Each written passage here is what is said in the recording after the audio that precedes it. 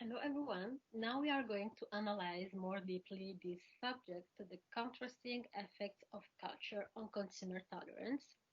What you will see during this presentation, we have essentially three parts with a short conclusion at the end of the presentation. So first of all, we will see with Noemi the individual and the cultural level. Then with me, we will see how the social presence can have an effect on the social societies, I mean the Western and the Asian societies. And finally, with Laetitia, we will talk about the brain name effect. As I said before, a short conclusion will be given at the end of the presentation about the whole analysis. So let's discover the first part. So now that we have introduced our subject, I will talk to you about the first part of the study. So the aim of this part was to show that the two trends BIF and CFF are found among consumers at a different level. The latter was carried out in order to test to verify the four hypotheses. So the first two hypotheses relate to an individual level, while the next two relate to a cultural level. You will see it is very simple. So now let's talk about the two first hypotheses concerning an individual level. So first is that giving a service failure context, there is an aggravating effect of CFF on consumers' dissatisfaction, and that this CFF effect is stronger in a case of social failure. The second hypothesis is that they suppose that always given in a service failure context, there could be an elevating effect of BIF on consumer dissatisfaction, and that this effect of BIF is stronger in case of a non-social failure than a social failure. So now the third and fourth hypotheses are concerning a cultural level. So they said that always in a service failure context, Asian consumers are more dissatisfied with a social failure, and also that Asian consumers are less dissatisfied in a case of a non-social failure.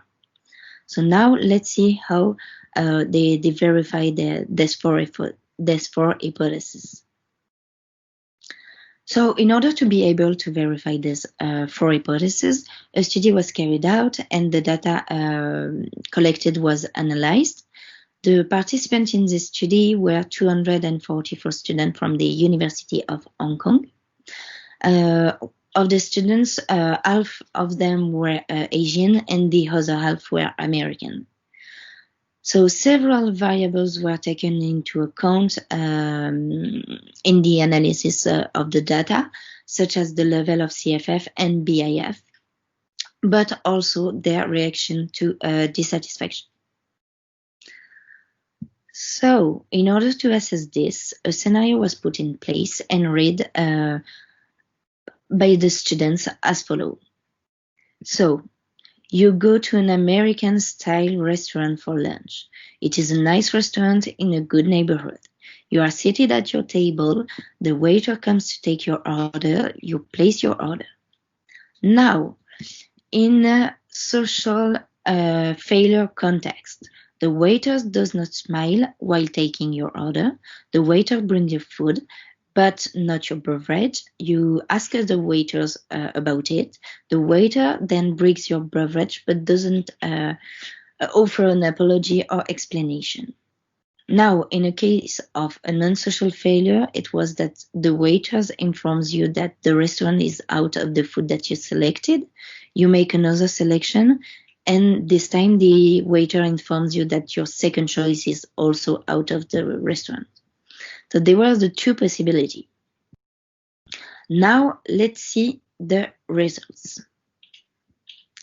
So the figures shows us clearly that on an individual level, higher levels of CFF lead to higher levels of service dissatisfaction, and that this CFF effect is stronger in a case of social failure. On the contrary, higher levels of BIF leads to lower levels of service dissatisfaction, and the BIF effect is stronger in a case of a non-social failure. Now, concerning the cultural level hypothesis, we noticed that Asian consumers are more dissatisfied with a social failure, which can be explained by the fact that they have an important level of CFF. Also, Asian consumers are less dissatisfied with non-social failure, which can also be explained by the fact that they have an important level of BIF. To conclude, I would like to say that for the authors, the cultural levels results are driven by the individual level BIF and CFF tendencies. So now I will let Iman introduce her part. So now in the second part, I will complete the hypothesis that Mimi explained to us earlier. You will see that it's very similar to the study one, but here we have two different essential variants that will take into account.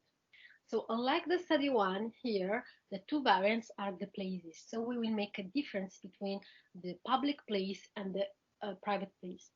I will define these two notions during the scenario to more understand the differences and to more understand what really happens when we are in a place or private place. So here we have two hypotheses. So given a non-social failure context, the aggravating effect of CFF on consumer dissatisfaction is stronger in a public place. And so I will explain it more deeply during the result to understand why. But the alleviating effect of BIF on consumer dissatisfaction doesn't differ between the two settings. The second analysis hypothesis, also given a non-social failure context, explain that Asians consumers are less satisfied in a private setting, but this cultural difference diminishes in a public setting.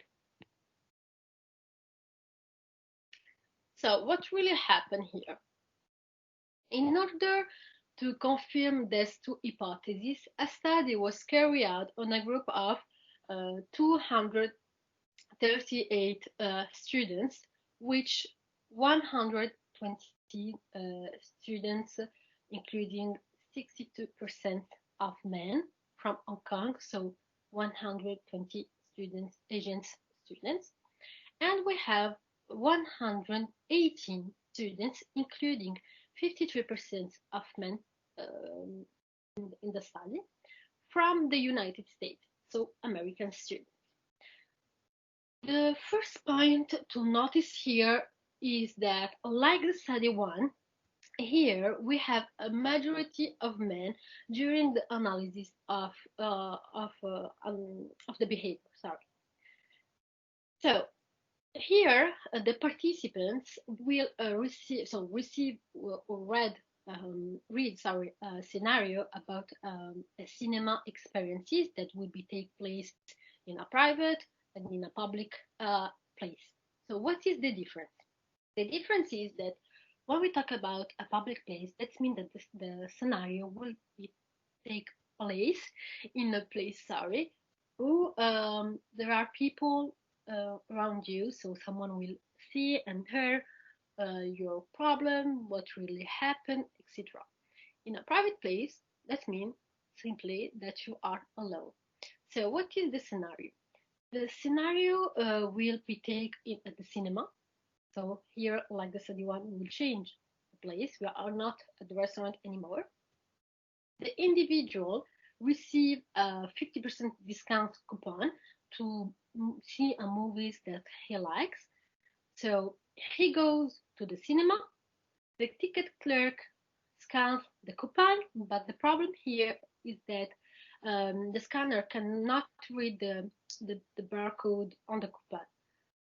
So the employee checks with the manager over the phone to fix the problem, to try to fix the problem, and the box office clerk finally can sell a movie at the half price after 5 minutes. Okay, so this same scenario, as I said before, will be take place in a public, in the private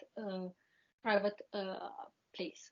So when we are in a public place, that means that during the 5 minutes, when you are waiting for your coupon, people will see and will uh, hear your problem, and maybe you are not comfortable because you make late the other people. So what is the results here? How we can conclude this part two of the analysis?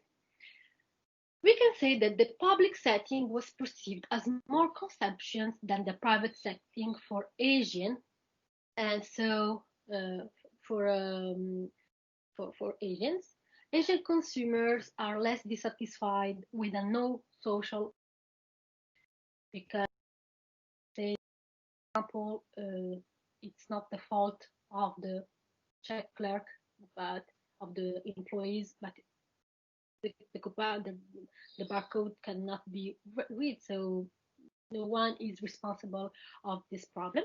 For example, public setting heightens the CFF effects, but not the beef. The context, yes, but not the beef. So we can say that study to partially replicate the study one by confirming that in a private setting, Asians consumer us are less dissatisfied due to the dominant BIF effect. We can also say that study to further reveals that CFF also plays an important role in a non-social failures than that occurs in a public setting. As far as study 2 is concerned, the contextually innate CFF effect is strong enough to neutralize the failure and failure induced and BFF effect. So now I will let you discover the last part with Laetitia. For my part, I will talk about the brand name effect on customer tolerance.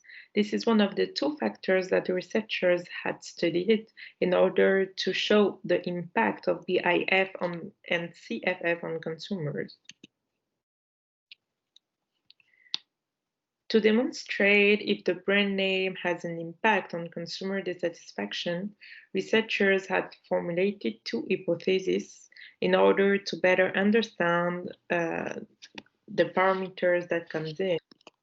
The first hypothesis said that in a social failure situation, meaning when someone does not treat you well, the alleviating effect of BIF as a reminder, belief in fate, on consumer dissatisfaction is stronger when the brand name is fate suggestive. But at the same time, the aggravating effect of CFF, concern for face, meaning self-esteem, on consumer dissatisfaction does not differ between the two brand names. In other words, if the employee of a brand with a name which is fate suggestive does not treat you well, you will experience an alleviating effect of BIF on your dissatisfaction, meaning less dissatisfied, but at the same time, the aggravating effect of CFF degree does not differ in the two brand names.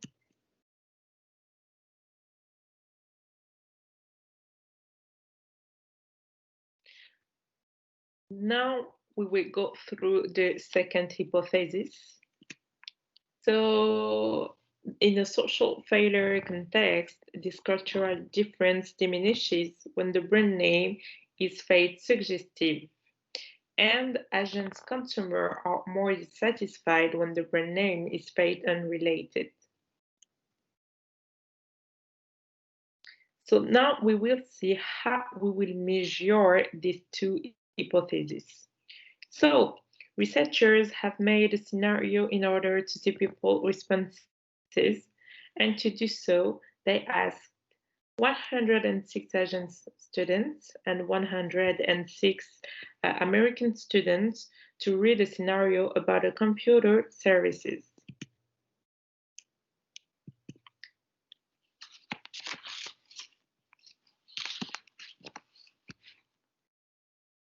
What happened in the scenario? Their laptop has just broken down and they have to go to a service company, which is sometimes has a fate suggestive brand name and sometimes a fate unrelated brand name. Here, Lucky Star is the fate suggestive brand name. In both cases, the receptionist is very unpleasant.